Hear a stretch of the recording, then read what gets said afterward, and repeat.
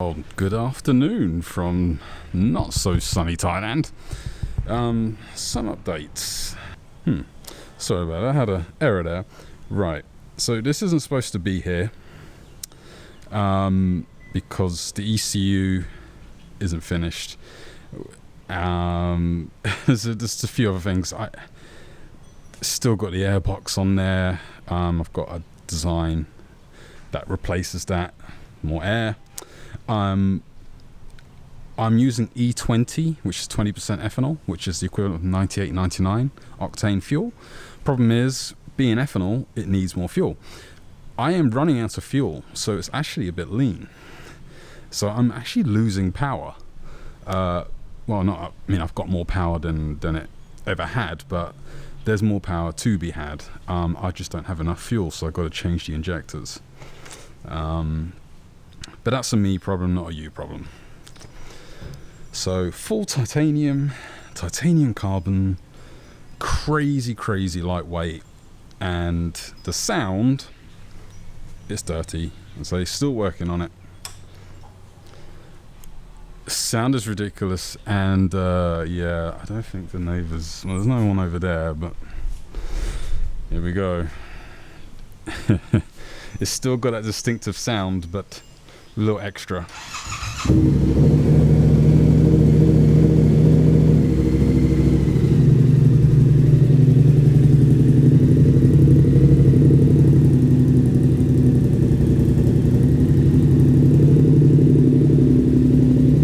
You still got that lovely Ducati-ish, I don't even know what the right word would be.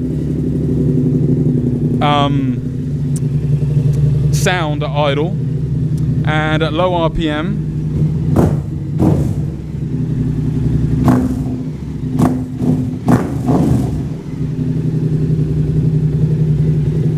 I mean, there was actually a Ducati 1200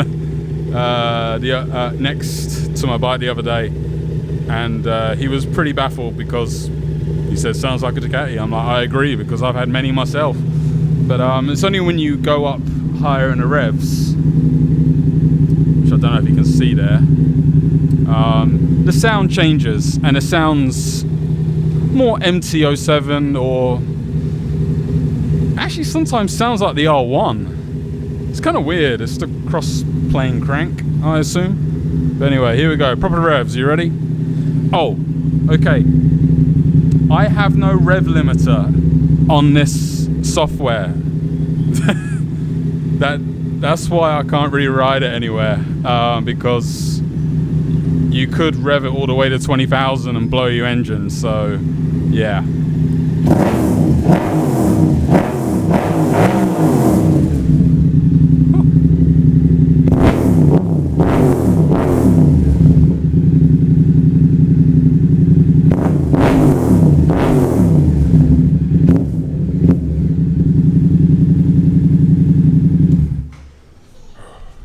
And I just made my daughter cry, and I've probably angered everybody. But yeah, I've been really busy working on this. This has not been easy. This has taken the whole week to sort out, along with the R7m system, which nearly finished the production version of that. And to the trolls that keep saying I sell copies, no, I do not. This is all completely my own design. It's mine. This is not a copy. This is no clone of anything. This is handmade, designed by myself and my other half. And the system that is the R7m system that's coming is not an accurate copy, okay? Everything you've seen is just test pipes. I've got, in the house right now, I have like 5 different lengths of these Acra pipes. And the only reason why I have them is because they're dirt cheap, because you can buy them over here for like £30. and they go 12 inch, 14 inch, 16 inch, 18 inch, all the way up to like 21. And so that's why you are seeing images of this copy, but that is not what is going to be sold, because first of all, it's patented or patented if you're American. So, you know, you get sued. So obviously not going to do that. Second of all, I make them. So I make them. Literally, everything is handmade. Everything. Okay? Everything you see is made. Everything. So it's going to be similar, but it's not going to be an accurate copy at all. And yep, I'm going to like throw down my gauntlet and say that system is a pile of crap that they sell. 6.9 kilos, absolute joke. Less than 1 horsepower gain, like a half a foot-pound of torque, and even their noise levels that they claim, they cheated. If you actually go to the specs, they put the sound levels at a lower RPM than the OEM exhaust, just to make it seem as if they're quieter than it really is. But what's baffling to me, this made of titanium and it weighs almost the same as a stock exhaust. It's crazy. And the full steel version of this, okay, now remember that's a 2-1-2, okay, that's a lot of exhaust. I have literally just packed and shipped a box, and do you know how heavy that was? 6.9. So if you take away all the packaging, and you know, and this is including all the clamps, the springs, the decibel killers, you know, everything. I don't think they include that in theirs, to be honest with you. My full GP2 steel system is lighter than the titanium over $1,000 system, and it makes more power. Fact. That's just fact. But you know, people can buy what they want. You know, some people don't like R7s or MT-07s. They prefer bigger bikes, smaller bikes, different colours. I mean, you know, sure. But if ultimately your goal is power, sound, you know, all the benefits of having an aftermarket exhaust, yeah, just there's no comparison. I say at the moment we're on 2 exhausts, and they are very different. I mean, this one has an amazing sound and is designed to rev to around about 12,000 RPM, which is safe. You can actually safely rev these up to 13.5. Okay. So this exhaust is more about the torque than it is about the horsepower. So if you compare this system with the R7m system in the video I showed before, there's only about 4 horsepower in it, and most of it's at the top end, and there's torque missing quite a bit, especially below like 4,000. I prefer riding with this. It's just monstrous, and it's just a real riot on the road. It is pretty loud, I'm going to admit, but I don't have any decibel killers in there, and I am in basically a country where you pay your way, if you know what I mean, if you get into trouble. So, and so far I've been fine. I mean, I haven't had any issues. I've ridden everywhere. Everyone just waves and says hello. So I guess it's loud, but it's a good loud. But yeah, this is titanium. Very high quality Japanese imported titanium. Same with the steel. Again, that's Japanese. There's just no comparison. There's just no comparison at all. The quality is just, of course I would say that, biased, right? But yeah, you will find out yourself. People have been leaving comments going, oh, you know, that dyno and it's over-reading. In actual fact, it's under-reading, but just to, you know, keep everyone happy, there's a dyno jet down the road, So maybe I'll take it to that. I'm pretty sure that probably overread, say 110. But yeah, at the moment on the dyno, it's saying pretty much bang on 90 at the wheel. I don't know what to say about that, really. That's my bike. Maybe I've got a unicorn engine. I mean, all I've done is ECU exhaust. I haven't finished yet. Bone stock, the GP2 with the bad headers. I didn't have the proper system. I had Chinese headers which are in the house right now. They're absolute jank. It made 74 at the wheel, which is again more than the others offer. And I'm just gonna clear something up. Short pipes are naff. Okay, they're not good for power. In fact, even with the little baby bike over there, okay, that used to have a short pipe and it was down on power. I put a full 18-inch exhaust on it, and yeah, that's just a cheap thing that I bought at a local market. It is not what it says it is. And the power, huge difference, and sounds better and it's quieter. And the same is true of this. I have experimented with short exhausts and long exhausts, and this bike loves long. It likes long. I don't understand why everyone is going short pipes. These engines do not like it. They don't. I've got data to back it up. They like long. And I know what the magic number is for the length. For my end can, but that's with my system. So the end can on my system is 18-inch, but it might be different with different systems. But with my headers and the 2-into-1, what I got 18-inch is perfect, and that's what made the 90.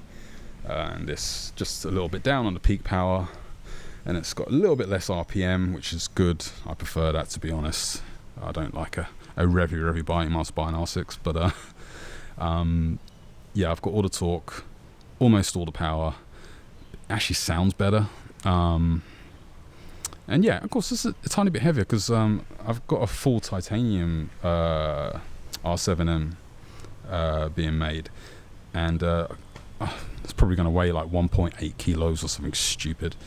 I'll let you in a little secret about the R7m. So it's going to have a carbon tip, carbon guard, and either be steel or titanium for the can. And then it's your choice whether you want the system to be steel or titanium. Now, in my humble opinion, I don't think it's worth going for titanium with the R7m. Yeah, I'm downselling. Because it's very light anyway. It's very, very light. It's very simple, it's very light, because we use very high quality steel. But I mean, if you absolutely want to save every possible gram, then yeah, okay, titanium, sure. But if you just want to make as much power as possible and ride around, yeah, just get the steel one. Seriously, there's nothing in it. There's not much in it at all. I wish I could weigh them. They're not here yet. But they will be very soon. But this one right here is just ridiculously light. I can't believe how light it is. I can't believe how light the steel one is, and that feels, it is twice as heavy, because this feels half, maybe more than half. It's just crazy. Yeah. So, what else can I show you? I'll leave it all natural. A lot of people like to put the fake blue stuff on it. No. So these headers, as the steel ones do as well, they will naturally change their colour. In fact, I've done like 0 miles with this, so it's not really fair. So there's going to be no colour. Yeah, you can't see, but it is changing colour right there already. And it'll be like a very pretty kind of rainbow, natural rainbow as the heat kind of goes down. So it'll be like a stronger colour up right by the head, and it'll just kind of lighten down to like a silver. You know, the kind of rainbow effect like that, like the weld sleeve right there. Yeah, there you go. So yeah, that is the carbon tie GP2.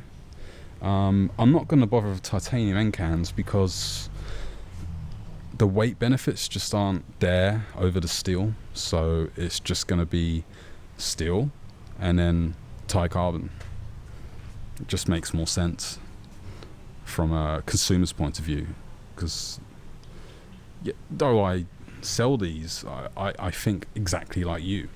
You know, I want to maximize value for money. I don't want to waste people's time with nonsense. So yeah, cut out stuff that's unnecessary, even if I make more money if I make it. No, it doesn't matter. If there's no benefit to it, I'm not going to do it. But yeah, there it is. Very, very tight fit, but it fits. It fits perfectly. Very, very loud, but good loud. And we just had the first service done, but it's got to go back for its final tweaks for the fuel injection, airbox, and the ECU. So we need to put a RPM limiter, because having no RPM limiter is a little bit of an issue, as you could probably understand if you miss shift or forget, you know. Bye-bye engine. Good job I got a spare one, but it's yeah, that would suck. So yeah, she's not supposed to be here, so I'm kind of spoiling you by showing you this. I'm just giving you a little preview. But this is it. This is the tie carbon, full titanium carbon GP2. But just these little end bits are incorrect. It's half an inch longer, and they are inside just like on the regular version. And there's a reason for that as well. You see that? Let's do it. A little bit of carbon. Yum, yum, yum, yum, yum, yum. Right. Okay. I'll leave it at that. Feel free to answer questions. I'm having a hectic week, and next week as well. Apologies. I'm getting lots of messages. I've got lots of things going on at the moment with my daughter. I've got visa stuff to do, business stuff to do, website stuff to do. I've got American Express stuff to do. It's just a crazy 2 weeks. But this is all still going on in the background, and I'm kind of juggling, but I'm getting it done. But yeah, there you go. So you got a nice sound clip. You've got a little sneak preview. Yeah. All right, guys. Next video, I guess, will be either finishing up with the airbox and the fuel injection and a dyno run, and then another dyno run on another dyno, just to keep the trolls happy. I'm happy because this thing is fast as it's crazy. It's night and day difference. Seriously, it's amazing. I love it, but I can't really ride it at the moment, mostly due to the fact that I've got no toenail, but also there's no RPM limiter. Knowing me, I'm probably gonna rev it to 20,000, thinking it's a 250 or something. And yeah. Alright guys, thanks for watching. Take care. Like, share, subscribe, and yep, until next time. Bye bye.